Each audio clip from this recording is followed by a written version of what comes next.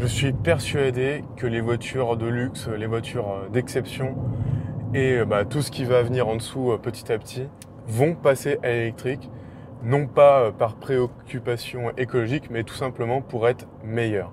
En début d'année, j'étais allé chez DS pour découvrir la nouvelle DS4 et j'avais pu l'essayer un petit peu dans une version diesel à boîte automatique et j'ai bien pu prendre conscience de la supériorité de l'électrique par rapport au thermique, même pour des véhicules, on va dire, luxueux ou qui prétendent l'être, comme cette DS. Je ne sais pas si ça vous l'a fait, mais quand on a l'habitude de rouler dans un véhicule électrique, même aussi simple que ce que peut être la Twingo, revenir dans un véhicule thermique, même très sophistiqué et très raffiné, on a quand même l'impression de revenir en arrière. Alors je vais vous citer 10 points qui font que selon moi, la voiture électrique est idéale lorsqu'on cherche du luxe, avec les guillemets qui s'imposent, sur son véhicule. Et en quoi le thermique, c'est vraiment quelque chose qu'on a aimé, mais qui appartient désormais au passé. Alors les deux premiers points, je pense qu'on vous l'a souvent répété, c'est le bruit et les vibrations. Lorsqu'on fait une voiture de luxe, on cherche vraiment à isoler les occupants du monde extérieur,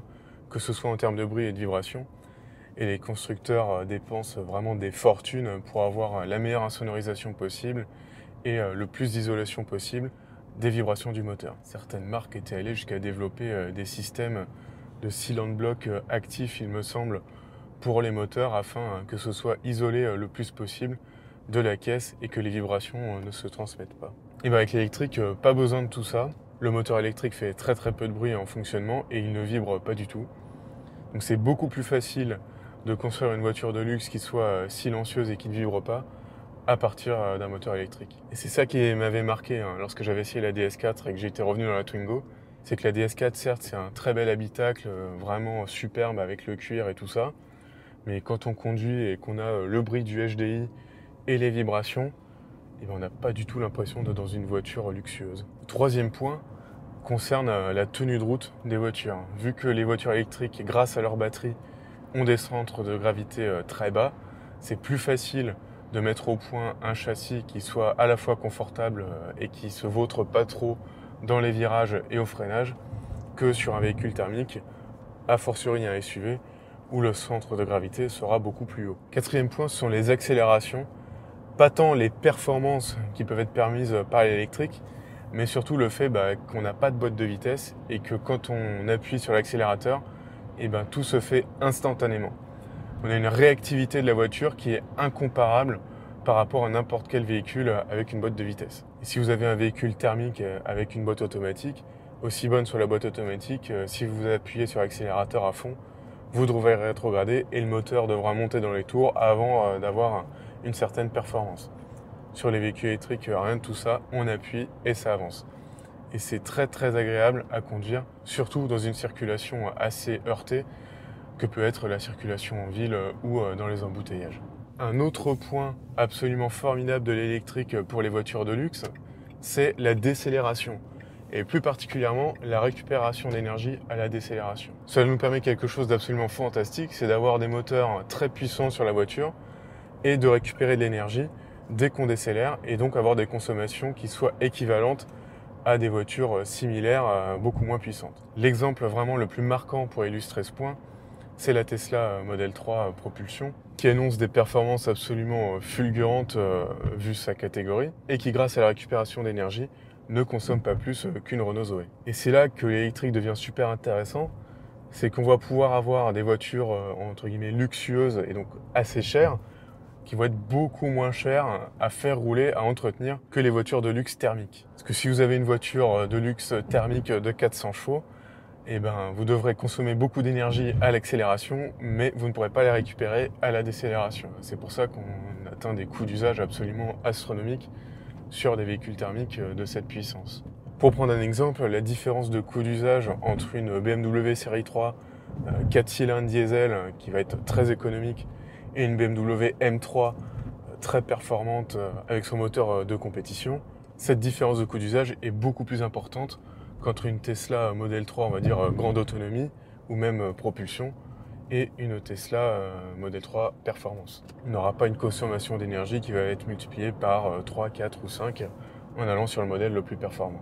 Un autre point intéressant que permet les voitures électriques sur les véhicules entre guillemets de luxe, c'est l'habitabilité. C'est vrai et pas vrai à la fois, hein. Il y a beaucoup de voitures électriques, notamment celles dérivées de modèles thermiques, qui ne sont pas spécialement plus habitables que des voitures thermiques. Mais les modèles qui sont conçus depuis le début pour être électriques, en général proposent une habitabilité qui est plus intéressante vu l'encombrement de la voiture. Le meilleur exemple, c'est je pense le Tesla Model Y, qui reste une grosse voiture, hein, donc heureusement qu'elle est habitable.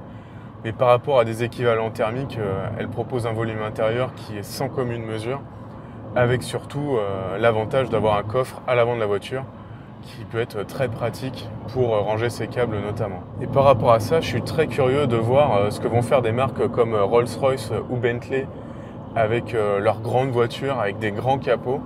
Vu qu'il n'y aura plus grand chose à mettre sous le capot, je vais être assez curieux de voir qu'est-ce qu'ils ont prévu au niveau design, au niveau fonctionnalité, pour occuper cet espace à l'avant de la voiture. Un point que l'on ne cite pas souvent lorsqu'on parle de voitures électriques, mais qui est à mon avis très très important, c'est l'odeur. Et ça c'est pareil, c'est quand on prend l'habitude de rouler avec un véhicule électrique et qu'on passe ensuite sur un véhicule thermique, qu'on se rend compte à quel point le thermique peut avoir des odeurs désagréables. Et quand on parle de véhicules de luxe, je pense que le confort entre guillemets olfactif est quelque chose de très important. Et ça me permet de faire la transition avec un autre point, c'est en ce qui concerne tout ce qui est garage, parking et stationnement. C'est quand même beaucoup plus agréable de manœuvrer des voitures électriques en étant sûr qu'elle n'émettra pas de pollution à l'échappement ou d'odeur par rapport à du thermique. On pourrait presque garer sa voiture dans son salon sans avoir peur de tacher les rideaux avec la suie des échappements. Et si on mesure déjà le confort apporté de ne pas avoir de pollution à l'échappement d'un point de vue pollution et odeur au niveau d'un garage, alors imaginez ce que ça pourrait être au niveau d'une ville ou d'une agglomération si toutes les voitures n'avaient pas d'échappement. Et en parlant d'odeur, la voiture électrique, ça vous permet aussi d'éviter les stations-service. Parce qu'il n'y a rien de moins glamour que de faire le plein à la station-service, hein, surtout lorsqu'on arrive avec une voiture de luxe à mon avis. Grâce à l'électrique, on peut faire le plein dans son garage sans problème et même pour beaucoup moins cher. Ça me permet de faire la transition avec le dernier point qui concerne le coût d'usage des voitures, qu'elles soient luxueuses ou pas. Alors ça reste un point qui peut se débattre pour les voitures entre guillemets classiques et abordables, mais en ce qui concerne les voitures plus chères et plus luxueuses, l'avantage en coût d'usage de l'électrique est à mon avis plus à démontrer. Passer de la consommation et du coût d'entretien de moteurs 6, 8 ou 12 cylindres thermiques à la consommation et le coût d'entretien d'un moteur électrique permet des économies non négligeables. Et c'est d'autant plus important que les voitures de luxe ont tendance à pas mal décoter, justement à cause de leur coût d'entretien élevé. Parce que si vous voulez revendre une voiture de luxe d'occasion, faut trouver un acheteur qui puisse l'entretenir et qui par définition n'a pas les moyens de l'acheter neuve. Donc c'est pour ça que les voitures peuvent décoter de manière très importante. En ce qui concerne l'électrique, vu que le coût d'entretien sera nettement moindre, on peut s'attendre à ce que la cote se maintienne nettement mieux pour une voiture de luxe électrique que pour une voiture de luxe thermique. Ce que je voulais dire aujourd'hui, c'est que non seulement les voitures de luxe vont être meilleures grâce à l'électrique, mais surtout toutes les voitures, même les plus abordables, sont déjà meilleures depuis qu'elles sont passées à l'électrique. C'est vrai naturellement pour ma Twingo, mais c'est vrai pour beaucoup d'autres, hein. En ce qui concerne le bruit, les vibrations, l'odeur, le confort de conduite, ce sont des points qu'on retrouve vraiment sur toutes les voitures électriques. Alors bien sûr, les voitures de luxe vont pouvoir apporter plus de performance, plus d'insonorisation, plus de confort, plus de beaucoup de choses. Mais en l'état, le passage à l'électrique a permis de rendre les voitures de tout à chacun beaucoup plus, entre guillemets, luxueuses que ce qu'elles ne pourraient être à prix raisonnable jusqu'à aujourd'hui. Sans aller sur les voitures de luxe, l'électrique a permis de rendre toutes les voitures plus agréables à conduire, plus confortables, plus réactive, plus agréable à vivre tout simplement. Alors dites-moi en commentaire s'il y a un des points que je vous ai cités qui est plus important que les autres, ou même plusieurs qui sont plus importants que les autres par rapport aux véhicules thermiques. Je serais très intéressé de vous lire par rapport à ça. Moi, en ce qui me concerne, c'est vraiment le coût d'usage et le confort de conduite qui m'ont convaincu. Et peut-être que vous aviez d'autres priorités lorsque vous avez souhaité passer à l'électrique. J'espère vous retrouver très bientôt d'ici la livraison de ma nouvelle Mégane électrique. Je pense que j'aurai beaucoup de choses à raconter une fois que j'aurai reçu. Et en attendant de la recevoir et de vous la présenter, je vous souhaite une bonne route et je vous dis à bientôt.